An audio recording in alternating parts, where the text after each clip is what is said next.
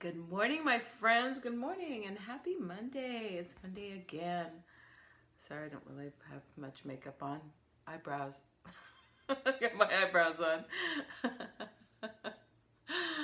Oh, I hope you had a good weekend. Mine was busy. I had class this weekend. I audited a class at Sweeha that I'd taken a couple of years ago. And it's always good to audit things that you've already done, at least for me. You know, I learn new things each time, and it's a great refresher. And they've actually changed that class up a little bit to where we actually did some clinical work yesterday, which was really awesome because for me, as scary as they are when you're new to it, the clinicals are where really the most learning is. And it's the most rewarding, in my opinion. I like doing the clinicals. So anyway, it was a fascinating weekend. My class was past life regression. It's part of the hypnotherapy program there at Southwest Institute of Healing Arts. Hi, Shelly. Are you still in Florida, my friend? When are you coming home? I miss you. I miss you, Shelly. So anyway, past life regression, absolutely fascinating work. And it's so interesting how our subconscious will take us to where we need to go when we allow it. And it will bring us to a place of healing.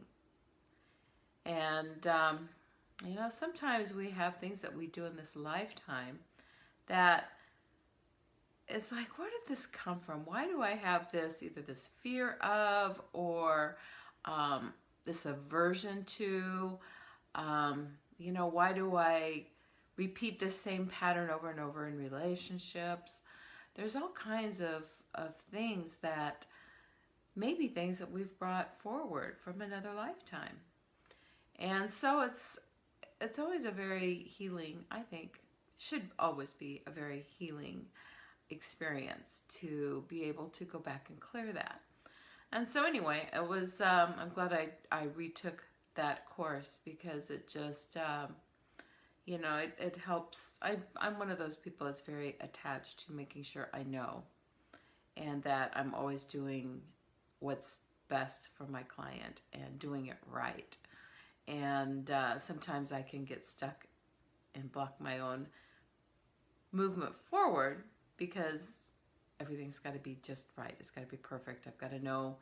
I don't like to do anything half-assed. And so sometimes it can be a bit of a stumbling block for me to step into that role. And, but, you know, doing things like this is just, for me, it's a confidence builder. It's a great refresher. Like I say, some things have changed in the program. So, you know, it's just staying current on things, which is really important. So anyway, I'm like totally exhausted. I've got to get caught up today on some stuff. And luckily I have today to do that. I try not to schedule appointments on Mondays. It's kind of my day that I do my rest and relaxation. I will do appointments, but it's like my last choice. If I don't have to, I don't. So it's my day to get caught up on my other work and get things ready for the week. So anyway, I hope you all had a great weekend. Yes, you're still in Florida and you're coming home soon. Okay, good. I hope Daddy's doing better. I hope he's not still being cranky and he's eating and all that good stuff. But I do miss you. Today is day 38. You know, Wednesday will be our last day of our 40-day journey. This has been a 40-day mind fast soul feast and based on the book written by Michael Bernard Beckwith. Today's message, though, is called Develop Your Spiritual Faculties. Our quote is from the Bible. It says, "Let your light so shine before men that they may see your good work and glorify your Father which is in heaven." When Nicodemus, I hope I'm saying that right, when Nicodemus asked Jesus to describe an individual who lives by spiritual values, Jesus indicated that such a person is born of the Spirit. He then spoke metaphorically, saying that to discern whether an individual has indeed been born again is rather like trying to see the wind. In other words, you can feel and hear the wind, but you cannot see its origin through the five senses. The reason is because that which is spiritual can only be discerned by that which is spiritual. It's like the familiar cliche, it takes one to know one. Approach Jesus' statement as you would a Buddhist koan, which is a contemplative question that cannot be solved by the rational, linear mind. Quiet yourself and intuit your response to this. What spiritual faculties would you have to develop to discern that which is spiritual? As you meditate and pray, dive below the surface of your three-dimensional being into your non-dimensional being, to the intuitive consciousness where there is direct perception of truth.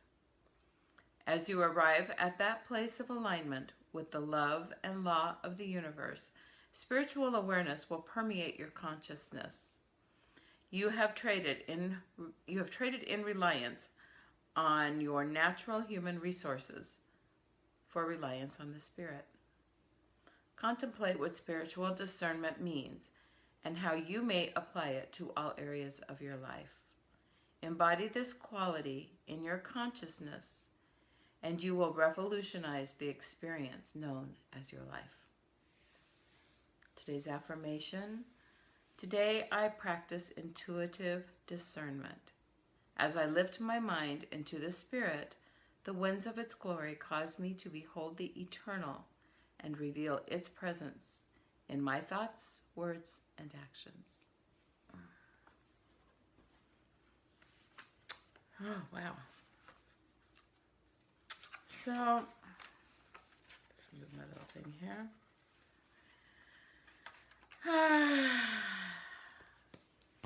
So how well do you trust your intuition?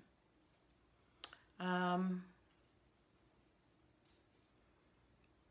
think it's very important in any kind of like your spiritual studies, your spiritual beliefs. I think it's very important to use that intuition. And when you go inside and you can practice discernment with maybe beliefs that you're hearing or messages that spiritual leaders are giving, maybe books that you pick up, things that other people say. When you go inside and you use your own discernment and you listen to your intuition, I believe that it will absolutely guide you onto the path that you need. And the path that you need may not be the path that somebody else needs. And that's where the division comes in, is everybody thinking that their path is the only way. Well, it's not. There are many paths. There are many paths. There are many roads home, and we don't all have to travel on the same road, right? I believe that we all come from Spirit, and I believe that there's no other place for us to return to. That's my belief. Is it the right one? I don't know. You go inside, listen to your discernment, and you make that decision yourself. I think that's the biggest takeaway from this chapter, is that you use your own intuitive discernment and not what other people are saying, not what you're always hearing or reading. You have to listen to yourself. And you know, sometimes you'll pick up a book and you'll start to read it and you get really riveted to it. And it's like you can't put it down, you know, you just have to keep going, because you're just like, everything about this book is resonating with you. Has anybody ever had that experience? Everything is speaking to you, and you're just like, you've got these fireworks and lightning strikes going off, going, yes, yes, yes, yes, yes, yes, I love this. This is it. This makes so much sense to me. This confirms a lot of things that I feel. And, you know, it's just magical. And that's what you're looking for. And you might have to look a long time to find that. because there are a lot of different spiritual practices out there. There are a lot of different organized religions. And, experience them. Keep your mind open. Experience them. Look at them. Listen to them. Study them. And then use your own intuitive discernment to decide if that is the one for you. It may be. It may not be. And, I also believe at different times in our lives, we have different spiritual needs as well. Because I can tell you the things that resonated for